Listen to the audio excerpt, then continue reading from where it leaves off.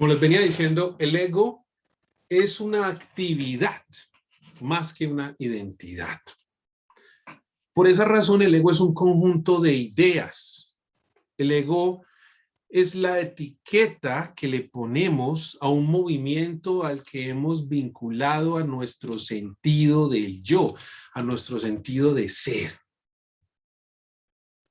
Así que si somos honestos y practicamos la indagación, la autoobservación que nos lleve a tener una presencia consciente en nuestra vida, nos vamos a dar cuenta en la experiencia directa que el ego es una idea que realmente no existe como tal, sino que es un mecanismo.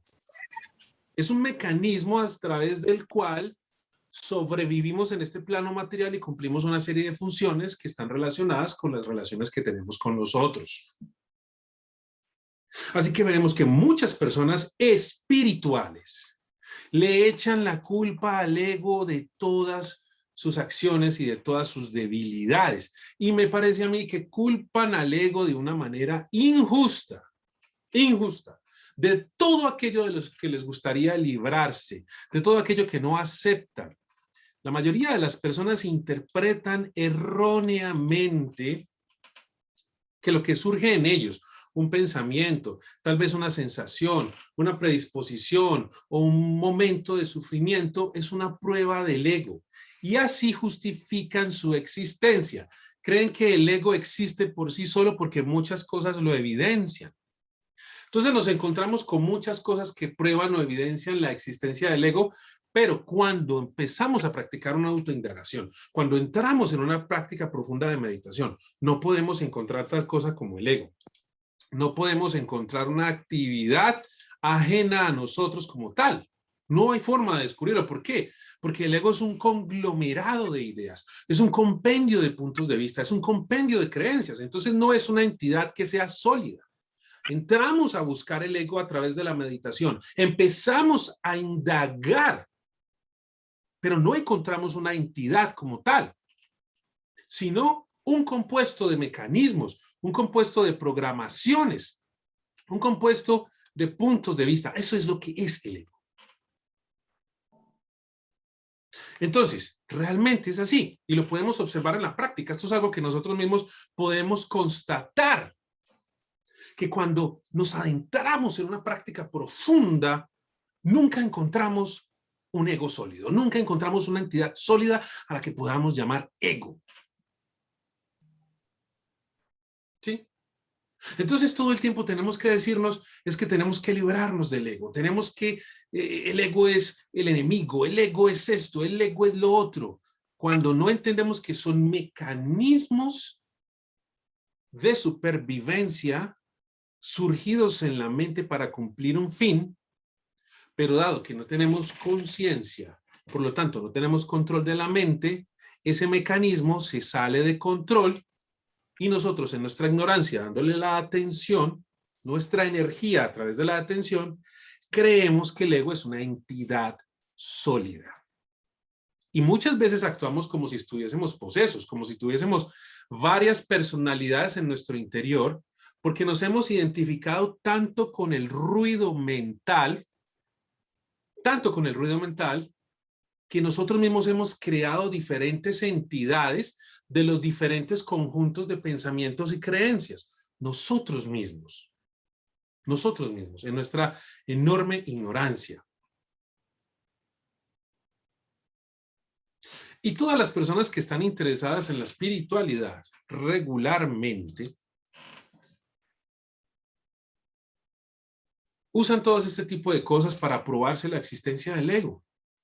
Y quieren que tienen que aniquilar el ego. Pero ¿cómo aniquilar el ego si es que el ego no es una entidad? Hay que comprender el mecanismo. Lo que se requiere entonces es purificar la mente. Necesitamos un proceso de autoindagación, un proceso de focalización de la atención.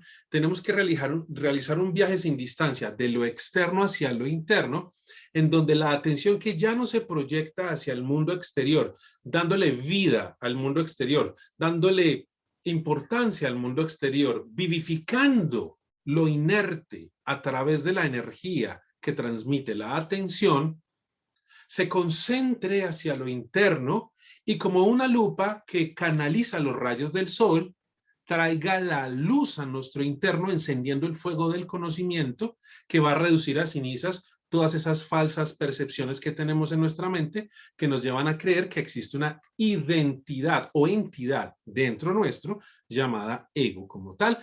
Y llegamos a comprender que son mecanismos. Mecanismos.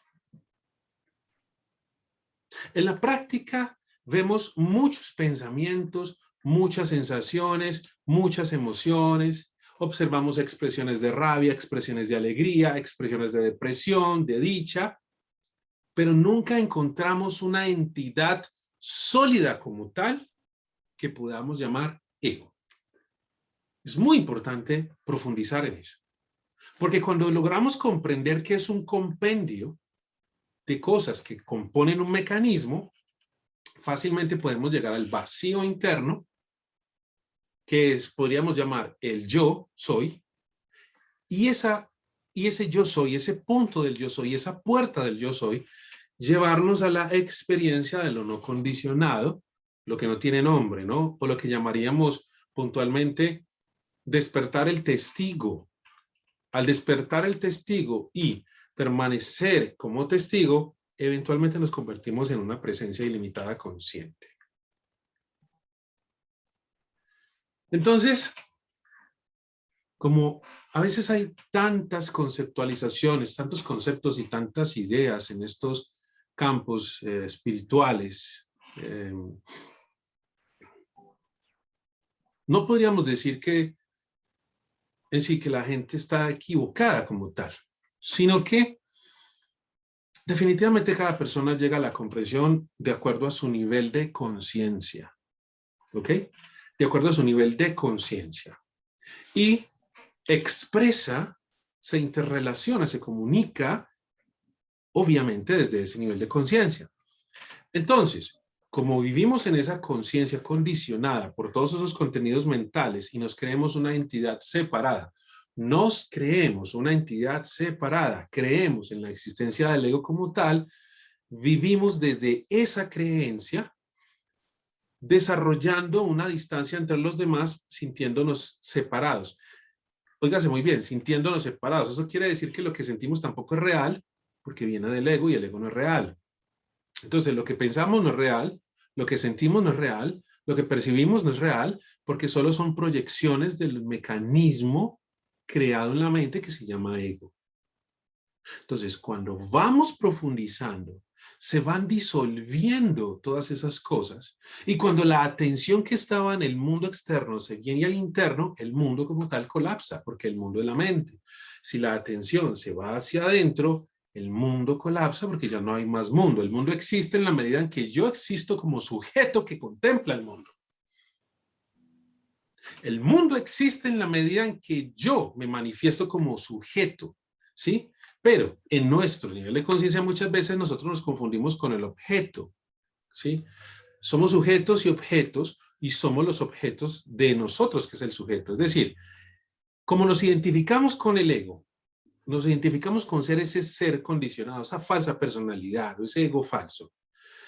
Observamos los movimientos, pensamientos, deseos, proyecciones y características de ese ego falso, y al observar lo que estamos haciendo, estamos nosotros siendo a la vez el sujeto y estamos identificándonos con el objeto, o sea, nos creemos objetos de observación nuestra propia.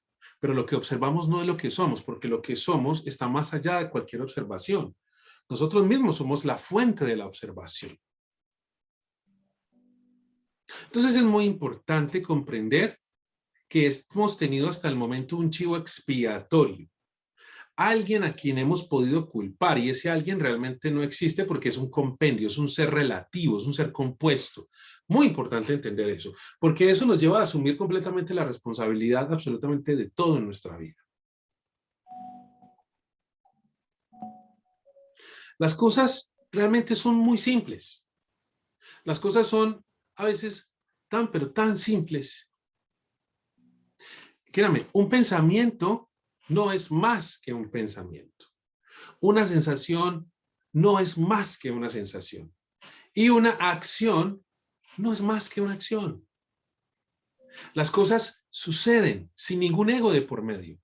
Es solo cuando yo me identifico con los contenidos mentales que empiezo a contar historias acerca de las cosas en sí y a distorsionar la realidad. Eso es lo que se llama magia. Distorsión de la realidad, ¿sí? Lo que es blanco lo vuelvo gris hasta que lo convierto en negro porque distorsiono la realidad con la proyección de los conceptos egoicos. Todo en la vida surge espontáneamente, todo ocurre naturalmente. Y podemos decir que el ego no es más que la manifestación del concepto mío. Mío. Es decir, este pensamiento es mío, esta emoción es mía, esta casa es mía, esta persona es mía, este hijo es mío, este conocimiento es mío, este título es mío, mío, mío, mío, mío, mío. Porque la existencia del mío, ¿cierto? Permite la existencia del tuyo, es decir, dualidad. Y el pensamiento mío, esa creencia mío, suele surgir después de un pensamiento o de una emoción. O sea, yo me identifico tanto con las cosas que digo, estoy confundido. ¿Qué significa? Estoy confundido. Significa que mi creencia, mi contenido mental, mis puntos de vista míos, ¿cierto? Chocan con otros que tengo al frente, por así decirlo.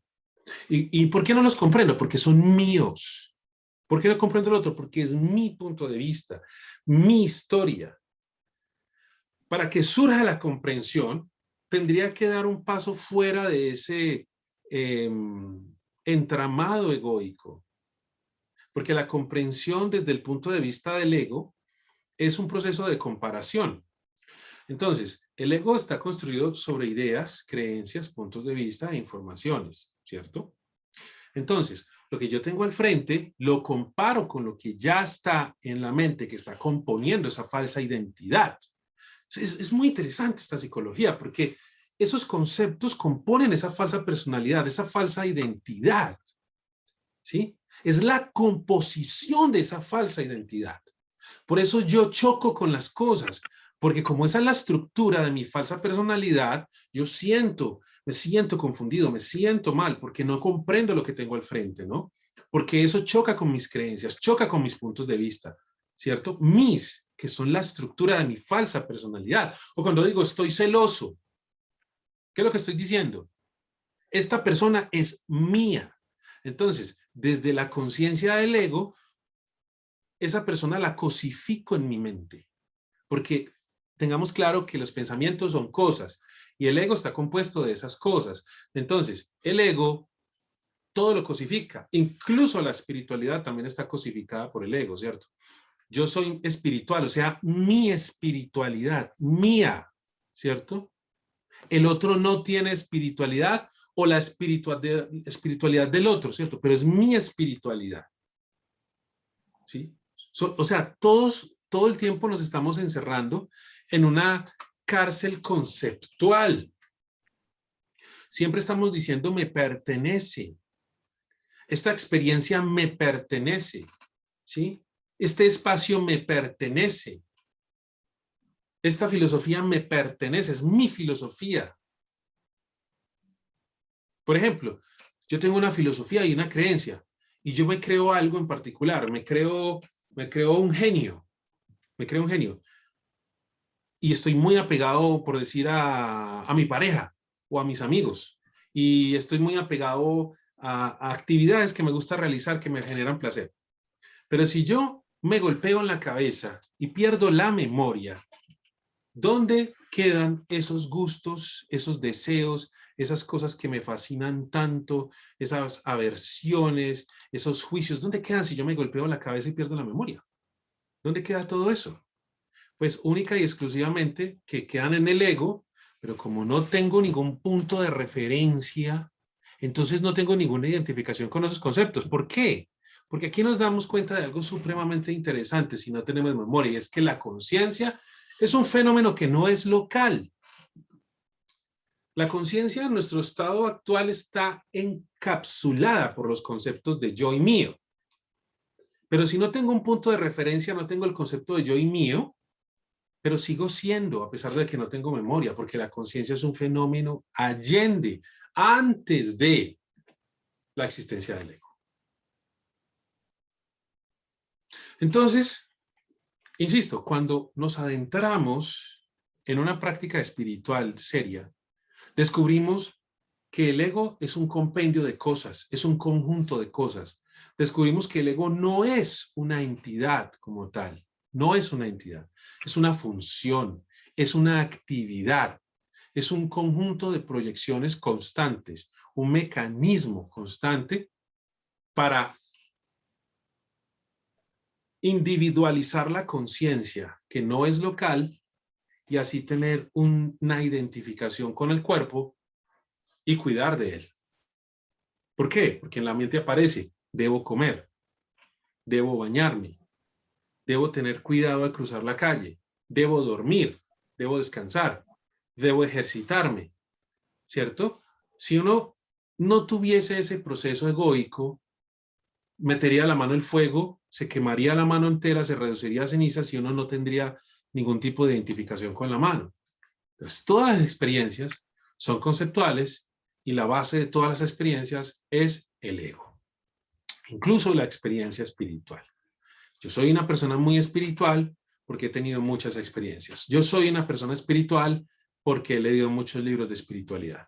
Yo soy una persona muy espiritual porque hago mucha meditación, porque voy a misa, o porque soy musulmán, o porque soy judío. Yo soy esto, yo soy muy espiritual. Entonces observen que incluso el concepto de espiritualidad está fundamentado en el ego, en las interpretaciones del ego, ¿sí? Y el ego está sostenido sobre las dos columnas de yo y mío. Yo y mío. Entonces, el ego no es algo estático, porque es un movimiento.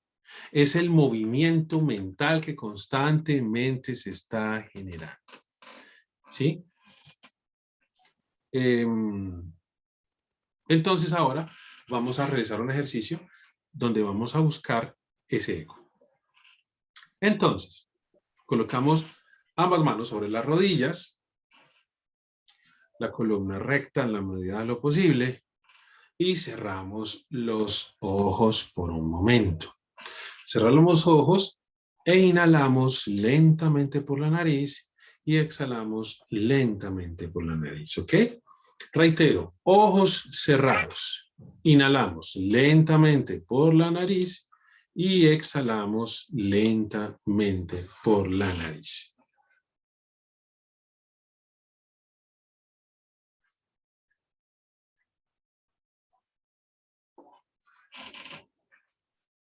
Inhalamos lentamente por la nariz y exhalamos lentamente por la nariz.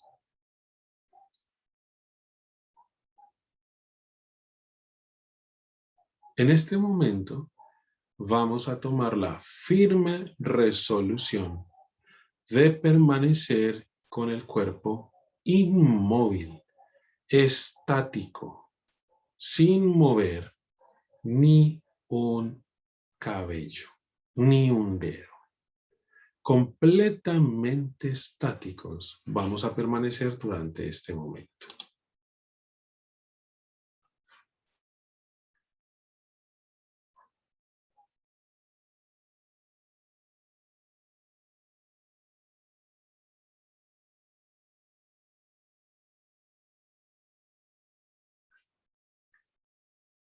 Inhalamos lentamente por la nariz. Exhalamos lentamente por la nariz. Ahora, mientras inhalamos lentamente por la nariz y exhalamos, vamos a depositar nuestra atención en la frente, en ese espacio entre las cejas, sin abandonar la respiración. Al estar focalizados allí, vamos a evitar identificarnos con cualquier idea o pensamiento. Y recuerden muy bien lo que acabo de decir. Evitaremos mover aunque sea un solo cabello. Estaremos tan quietos que no moveremos nada. No abriremos los ojos. Nada. Vamos a estar únicamente inhalando y exhalando en ese punto. Ni un pensamiento deberá entrar en nuestra mente. Debemos estar completamente ajenos al pensamiento, únicamente enfocados en la inhalación y en la exhalación. Nada más.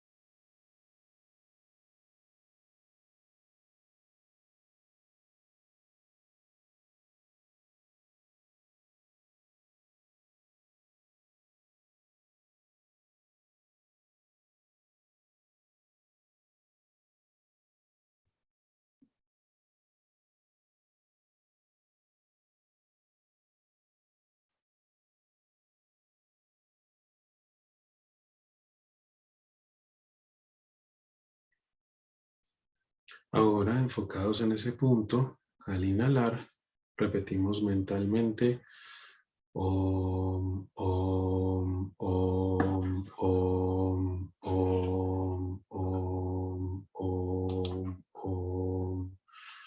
Om, Om, Om, Om, Om, Om, Om, Om, Om. Al inhalar y exhalar, repetimos constantemente sin detenernos Om mentalmente.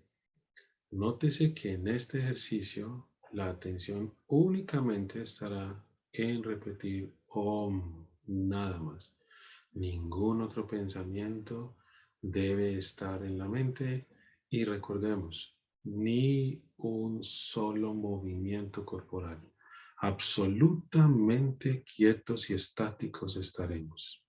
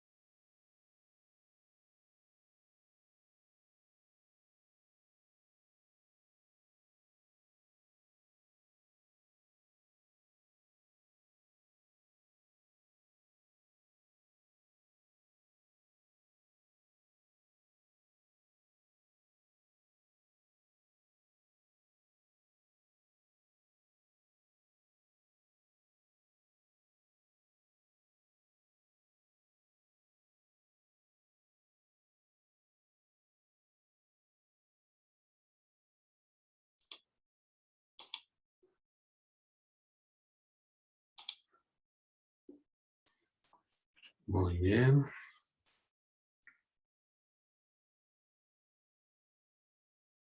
Inhalamos y exhalamos, soltando y relajando más profundamente nuestro cuerpo. Lentamente movemos los dedos de los pies y los dedos de las manos.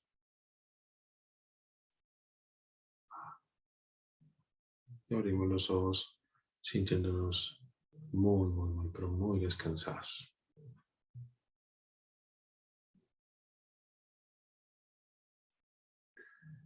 Muy bien.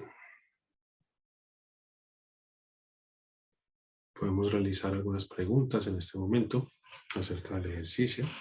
Estoy seguro que ahí lograron vislumbrar un poco el estado de sus mentes.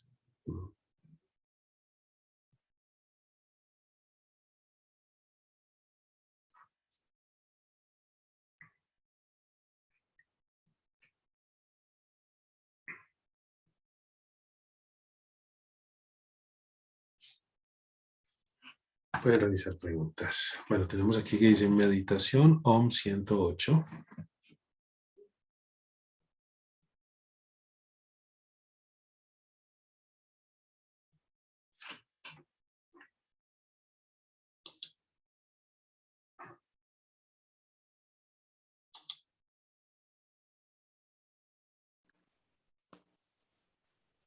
Sí, aló.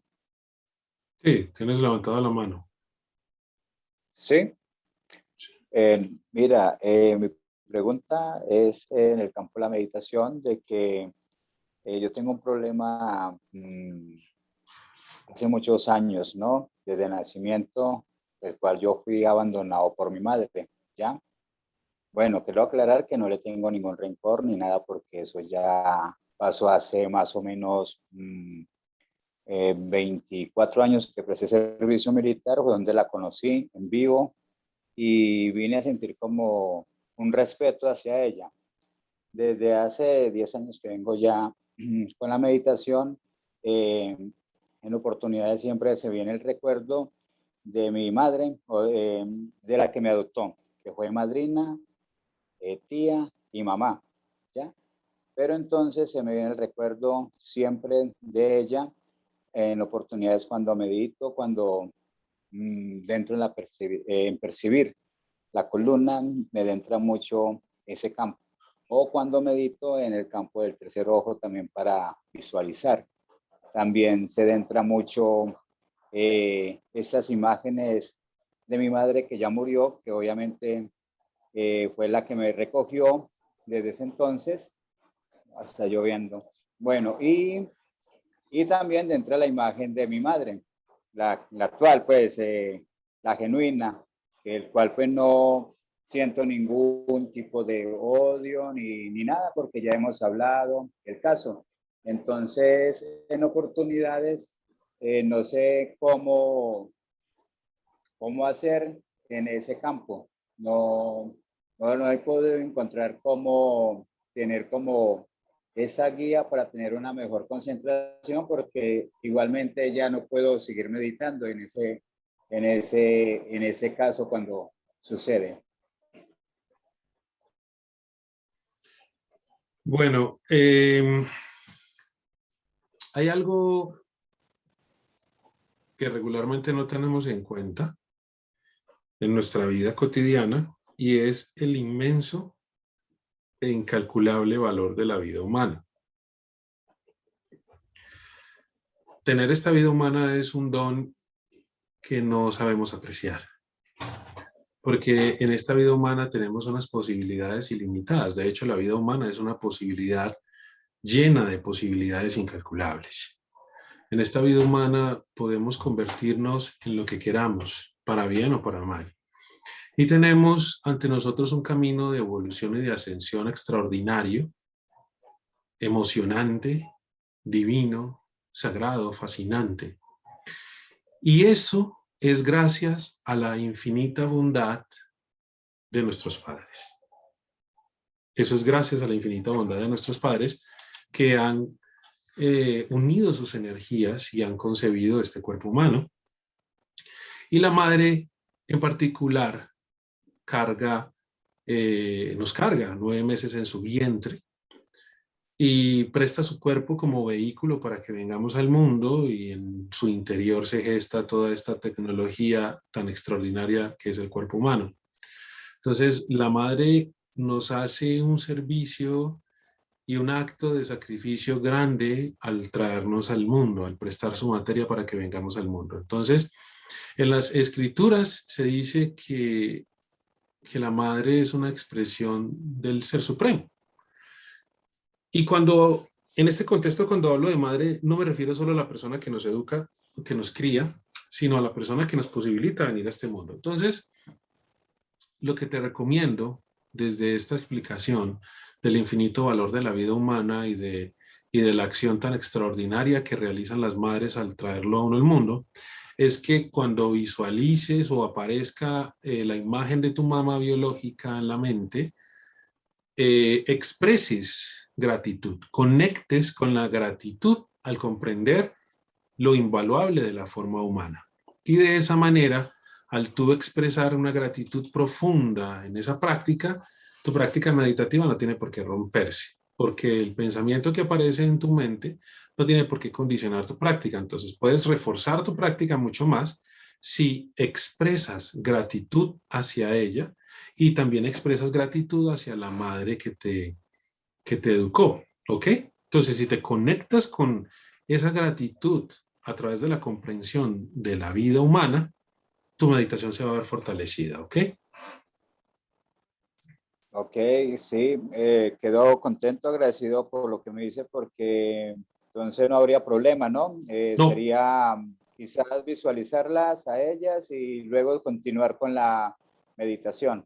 si aparecen las imágenes en tu mente, ¿no? Simple y llanamente permanece abierto, ¿no? En un estado de aceptación. Lo que llega es bienvenido, lo que se queda es bienvenido y lo que se va también es bienvenido. Entonces, si tienes una apertura en tu corazón con un sentimiento de amor, gratitud y compasión, no hay ningún problema en tu meditación. Ok, namaste, muchas gracias por la Namaste. respuesta, quedo muy contento. Cuídate mucho. Bendiciones. Ok, amén, gracias. Marión. Hola, maestro, buenas noches. ¿Cómo estás? Muy bien, gracias. Bueno, yo creo que me he sentido mucho mejor, avanzando cada vez más en cuestión de mi postura, manteniendo los ojos cerrados durante toda la meditación, pero he notado que mi temperatura cambia. Siento calor cada vez que medito. Ujú. ¿Es normal? Claro. En los ejercicios de meditación siempre hay diversas manifestaciones, ¿no? A veces hay un Ok. calor intenso, extremo, a veces puede bajar mucho la temperatura, ¿no? Y sentirse uno completamente helado, a veces puede haber escalofríos o como corrientazos eléctricos en el cuerpo. Esas manifestaciones son naturales y obedecen a los diferentes desenvolvimientos de la mente. En la medida en que la mente se vaya quedando tranquila y quieta, como tú viste ahora en este ejercicio que hicimos, la mente realmente es tremendamente hiperactiva. En la medida en que la mente se vaya quedando hiperactiva, las sensaciones y manifestaciones fenoménicas van a ir decreciendo hasta no aparecer más. ¿Ok? Ah, ok. El Muchas ideal, gracias. el ideal es que no haya ningún tipo de oscilación energética, sino que todo quede estable. ¿Ok? Normal. Ok. Ujú. Gracias, maestro. Buenas noches. Ok, buenas noches. Roberto.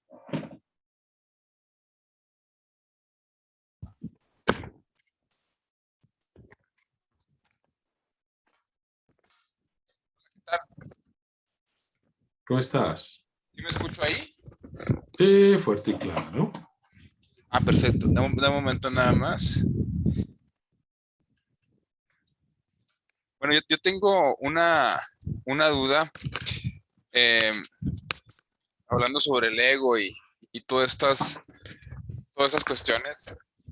Eh, yo he venido trabajando recientemente mucho la cuestión del deseo y me han dicho, eh, tuve una sesión de astrología hace poco donde precisamente me mencionaban algunas cosas que me salían ahí en mi carta astrológica.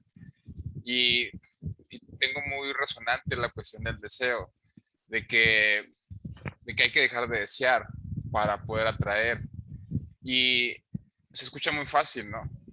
Pero a la hora de la práctica, no sé cómo, o sea, no sé cómo hacerle, cómo dejar de desear algo para atraerlo, pero a la vez desearlo, pero no desearlo. No sé, es como algo muy difícil a veces trabajar esa parte y creo que de comprender sobre todo.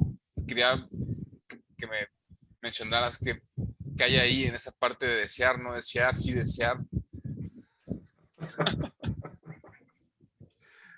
Permíteme decirte que lo que hay es un sofisma de distracción tremendo. Eso es lo Okay. que hay. Porque el hecho de que te digan no desees las cosas para atraerlas, te están diciendo deséalas. Exacto, es como fumar, pero terminas fumando porque, O sea, fuma, pero no te tragues el humo. ok, ¿Me entiendes? O sea, esos son parte de esos conceptos New Age que hay, donde la gente realmente no comprende todo el proceso psicológico de trascendencia. El deseo se va extinguiendo en la medida en que tu mente se va calmando. Cuando tu mente se va calmando y se va vaciando de pensamientos, tu nivel de conciencia va aumentando. ¿Por qué? Porque tu mente va disminuyendo el ruido, o sea, vas teniendo menos estática y tú vas entrando en armonía. Y cuando tú entras en armonía, todo alrededor tuyo es armonía. Entonces dicen, hay que pedirle al universo no le tienes que pedir nada porque tú eres el universo. No hay diferencia entre tú y el universo. Esa dualidad es una ilusión que el universo te da, el universo conspira a tu favor. El universo eres tú, hermano. Tú conspiras a tu favor o conspiras en contra tuyo dependiendo de tu estado mental. Si tus pensamientos son negativos, los resultados de tu vida son negativos porque tienes la fuerza del cosmos en tu interior. La misma fuerza que creó los planetas, el sistema solar y las galaxias es la misma fuerza que te creó a ti. Es la misma fuerza que vive en ti. Y tú pones en funcionamiento esa fuerza a través del pensamiento, ¿entiendes? Entonces, ¿qué tienes que hacer tú? Educar tu pensamiento, purificar tu mente. Eso es lo que tienes que hacer. Entonces, entrar en un juego dialéctico, no desear para atraer, es ilógico, porque tú vas a, no voy a desear, pero por dentro estás sintiendo, entonces que me llegue, no voy a desear el $1.000.000, pero en la medida en que no lo desee, me va a llegar el $1.000.000. Hermano, Sí. eso es ilusión, eso no es real, hermano, eso es falso, completamente. Completamente, lo que hay que hacer es educar la mente y el pensamiento. ¿Ok? Perfecto. Muchas gracias. Ok. Todos. Gracias. Cuídate mucho. Ok, Orlando Maldonado. ¿Qué tal, maestro? Buenas noches. ¿Cómo estás? Bien, gracias. ¿Y usted? Bien, bien, bien. Ay, qué bueno. Pues comparto mi experiencia, ¿no? Por si a alguien más le sirve también lo que pasó ahorita en esta sesión. Desde Vipassana, yo noté que mi concentración en la respiración me ayudaba a propiamente no poner la atención en el cuerpo, ¿no? Sino nada más en la respiración y de ahí dejarlo totalmente estático. Y desde ahí empezar a sentir ahora sí que mi conciencia y desde ahí estar, ¿no? Pero en esta práctica, o sea, cambió todo porque ahora estaba el OM, ¿no? Ya no estaban los pensamientos que normalmente llegan y los dejo pasar, ahora estaba el OM, OM, OM, OM. Y ahora no hubo pensamientos y todo se tornó como gris, lo único que seguía, o sea, que seguía latente era el sonido repetitivo en la mente del OM, pero ahora no hubo pensamientos, ¿no? De estos que vienen y se van y que dejas pasar. Y como tal no me percibía como en los otros ejercicios, ¿no? Entonces, pues no sé, a manera de no sé si me lo pueda digerir, ¿no? En ese sentido, ¿qué ha pasado en esta práctica mía? Porque, o sea, sí lo sentí diferente, ¿no? Pues eso.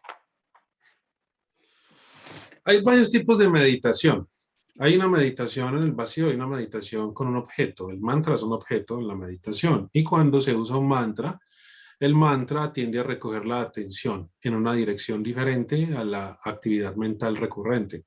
Entonces, si la atención no está en la actividad mental y está en el mantra, tú no experimentas el divagar de los pensamientos, sino que tu mente se centra como en una especie de vacío, ¿no? En donde, digamos, fácilmente te desconectas del cuerpo y te desconectas de los objetos, de los sentidos. Eso es lo que pasa con el mantra, ¿no? Entonces, la atención que no está más en la actividad de la mente está en el mantra. Eso es. Por eso el mantra es una de las herramientas más poderosas para recoger la atención. Ok. Pero entonces Sí, estamos bien hasta ahorita, ¿no? pues sí, yo te veo bien, hermano.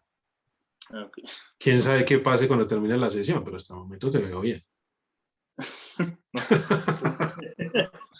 De hecho, traía un malestar previo al ejercicio como de cierto dolor de cabeza y ahorita se fue, ¿no? Completamente. Qué Pues bueno, gracias. me alegra mucho. Bueno, ha sido un placer conectar con ustedes. Debo retirarme ya y nos encontramos el sábado con otra clase fascinante y seguimos compartiendo. Cuídense mucho, infinitas bendiciones para todos ustedes. Una buena semana. Chao, chao, chao. Gracias, maestro. Buenas noches.